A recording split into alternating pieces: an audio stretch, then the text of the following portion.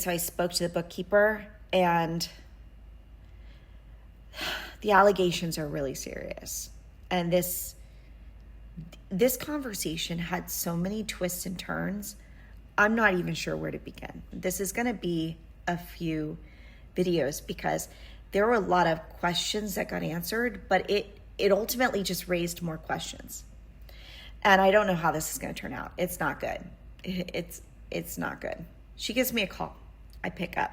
She had mentioned she was in the hospital. I asked, "Are you okay? You know, what's going on? Why have you been in the hospital?" She's been in the hospital for a few months. She has a heart condition. She needed heart surgery, and she's preparing for another surgery. Okay. She was not in the home when this caregiver passed away, but I did ask her if she knew him. I know that she knows him. I had another woman come forward, another caregiver who worked on the property, who was not paid.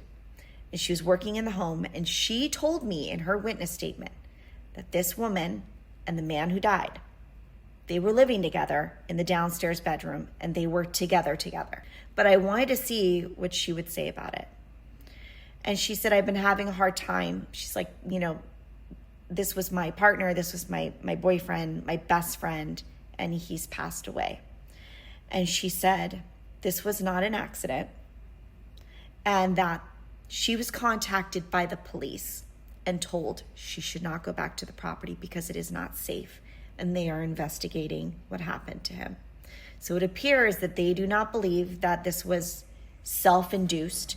They do not believe, apparently, that this was an accident. They are investigating this as a homicide, and it's still ongoing. I asked her if she's spoken to detectives to give any sort of statement.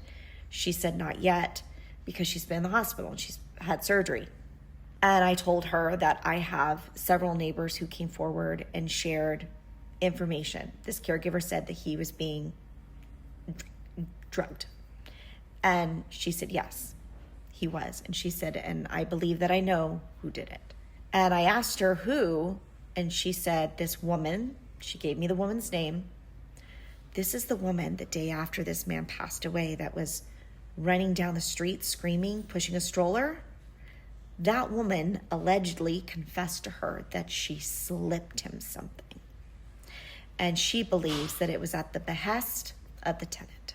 Now, obviously, I don't know this for sure, but this is what was told to me.